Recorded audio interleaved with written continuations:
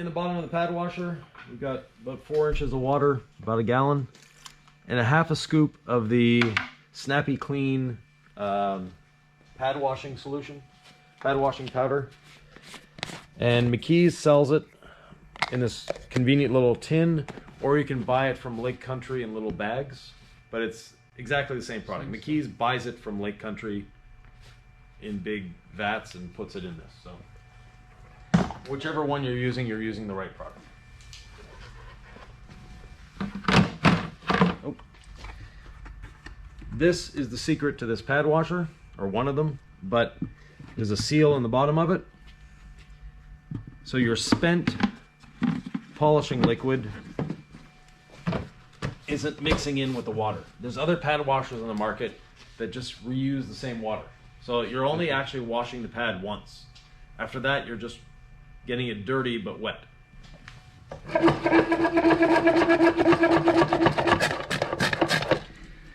Now, this works on speed more than anything else. So it's a displacement pump.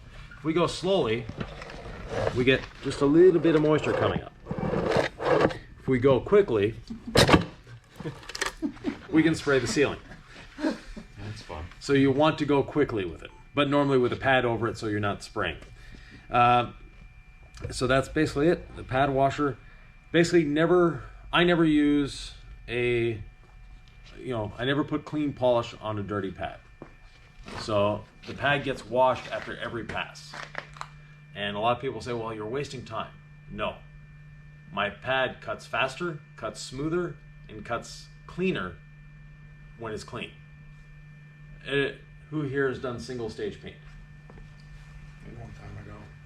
Okay, so when you do single stage paint, your pad changes color immediately. And you're stressed out because, I gotta clean the pad. When you're doing clear coat, you have the exact same amount of transfer on your pad, you just don't see it because it's clear. So your foam or your wool isn't working the way it should work because of that. So now that we have the pad washer. So when we have our pad, and yes, I put my pads away dirty because I know I'm going to be cleaning it. But let's say we take this nice wool pad here and we put our 3 prerequisite drops of polish on there. Well, those are the areas that have lubrication. Now I'm dry buffing everywhere else, and that's where I'm getting marring. And with a DA, especially with a DA, that's where we get micro marring. And micro marring with a DA, so before the DA came around, nobody talked about micro marring because it didn't exist. We had polishing swirls, we had holograms, but we didn't have micro marring. The basic cause of micro marring, if we take a pad, and if we look at the action of the DA and break it down into 2 things, we have the rotation, and we have the oscillation. If we just take the oscillation into count, so 21 millimeter machine means we have a 21 millimeter oscillation. So now the pad and the backing plate are going to the right. Well, eventually the backing plate reaches its limit of 21 millimeters and decides it wants to go to the left. The pad still has inertia. It's still moving to the right. So this stretches, stretches, stretches, and snaps back. That snapping back is what's giving us that micro marring. So that's why you get less micro marring with a 15 or a 12 or an 8 millimeter stroke than you do with a 21. Because the 21 you have a more violent change. And a soft pad will actually cause more micro marring than a stiff pad. So when I think it was 2015 or so, or maybe a little earlier than that, when GM came out with the black paint on the trucks that you look at it and it mars. Oh. Yeah. Harder pads. Yeah. So I spent a lot of time doing some R&D to figure out that this is actually a foam that's designed for cutting, but it polished on a DA, not on a rotary. This gives a better finish on those soft paints, even though it's a stiffer pad than a very soft pad on the DA, because being stiffer, it's not stretching as much going back and forth. So if you do, if you polish a piece of glass with a camera behind it and a slow motion camera, you can actually see the movement in the pad. So the backing plate goes 21 millimeters. This goes almost 24. because of that stretching and the draw on it. But anyways.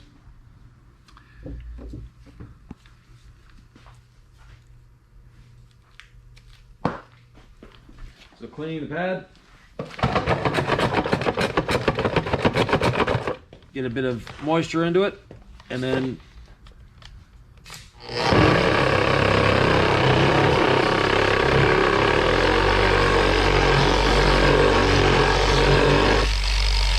we just lift it up a 1/4 inch, and then speed 6. Now we have a clean pad. And that's paint, so, or not paint, dye, sorry, so don't worry about that one. That's not coming up. And you can see the pad's not wet. It's just damp. So I'm not dry buffing. Which it's going to get anyway from water-based compound. Yeah. And a lot of people are, you know, they do the pad priming thing. That's a great way of getting dust everywhere in the air. If your pad is just damp, you don't need to prime it everywhere. What compound would you like to use? So for deeper scratches, what I mentioned before with our employees, we would do spot compounding just to get rid of those deeper scratches.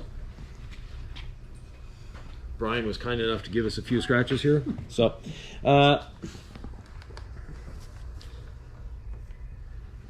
so a long time ago, for the DA, I pioneered a method called 5-5-5, and that's speed 5 on the machine, 5 seconds, because you don't want to heat the paint. You want to stop before it gets hot, and roughly around 5 pounds of pressure.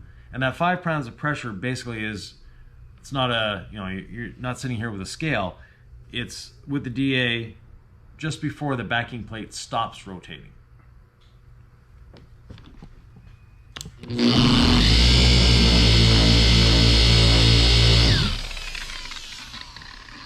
If you want to check the heat on that. Just slightly warm. Yeah.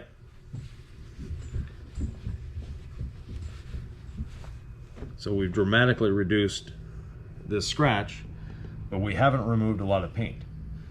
That pressure, the speed, combined with the compound on the wool pad is really rounding over the edges of that scratch. And yes, it's a little gray, it should be a little grayer here, but you know, we can see how deep these scratches were, but now they're rounded over, and for the major part, they're not there anymore. Clean our pad again.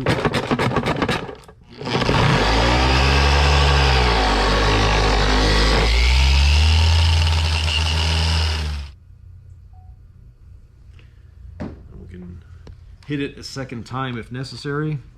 So we can, now we've glossed up these scratches, but they're still relatively deep. So we'll just get a bit of the depth out of them.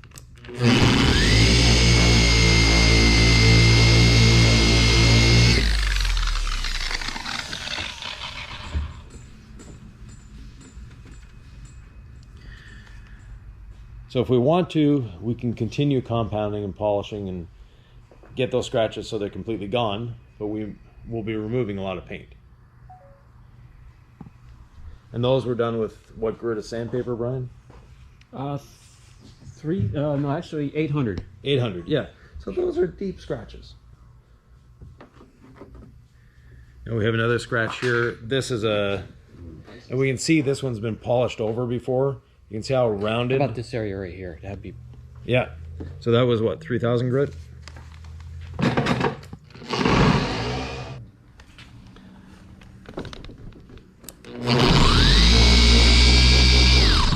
Sorry, speed 5 will be better.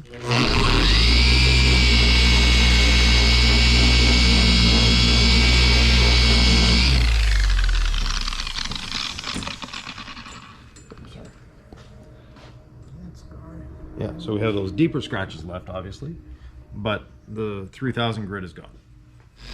And you'll notice the amount of weight that I'm putting on the polisher.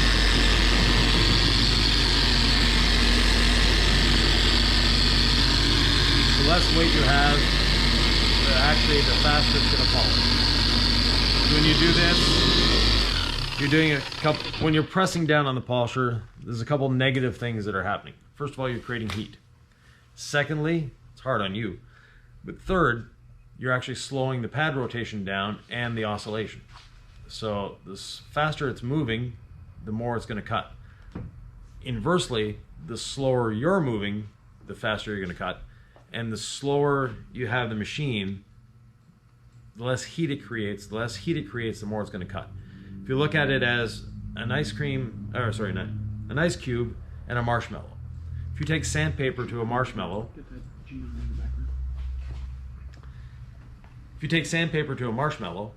what's it going to do?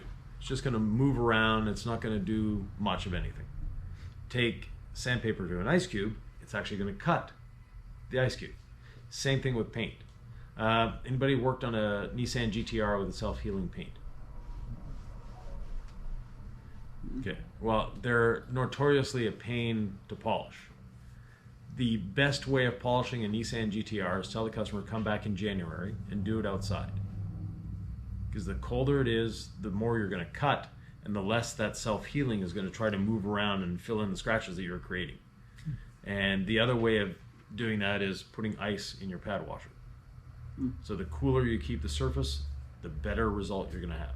You see a lot of people with a rotary doing this, right? Yeah. How much surface area are they polishing? Not much. Versus that. So you're actually working a lot faster. You know, some people say, oh, well, I need to put pressure on an angle to cut. No, no, no, no. You're actually slowing yourself down. You think that you're doing more work. Because the polisher wants to walk away from So you. when you get Right. to this, And you need to use more effort to control it. Yeah. when you get to this area, how do you approach that? Go right over it?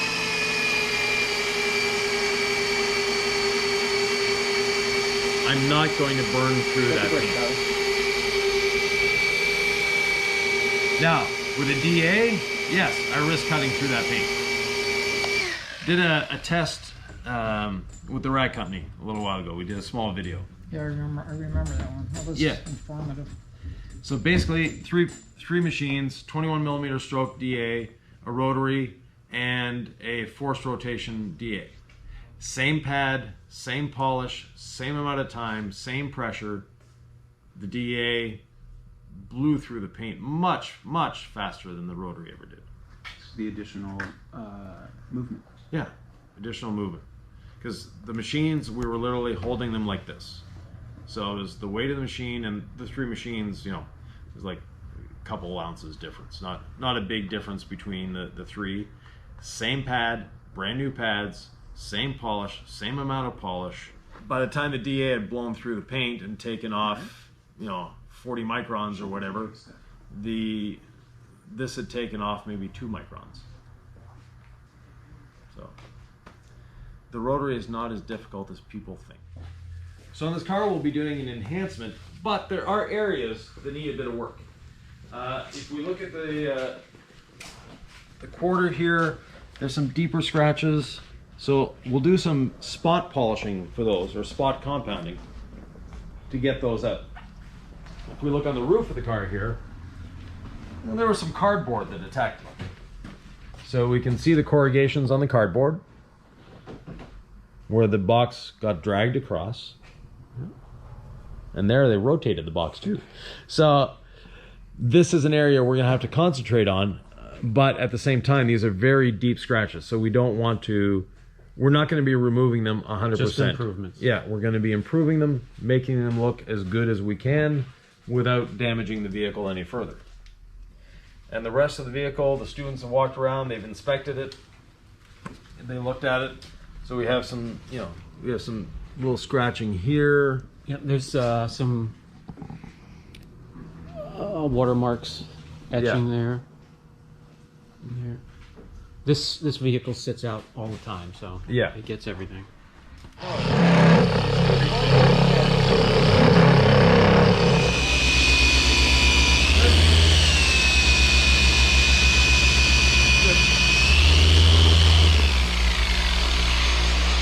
So that's the only time I don't use the trigger lock.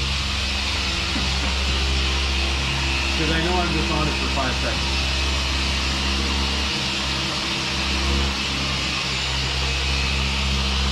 my problem because without it, I can't pull my thumb up. It's hard to hold right now. Look how much better that looks. No, it's a world of improvement.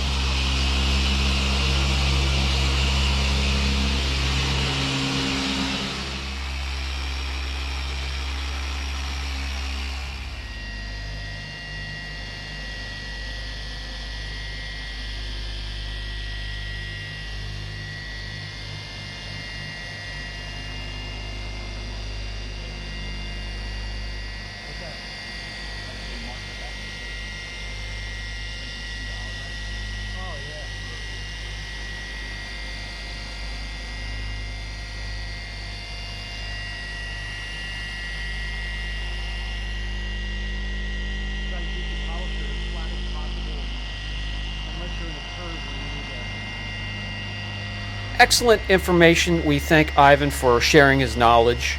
It was a pleasure having him at the class. We all pulled together, had this Porsche looking fantastic. If you have any questions, don't hesitate, and we'll catch you guys in the next video.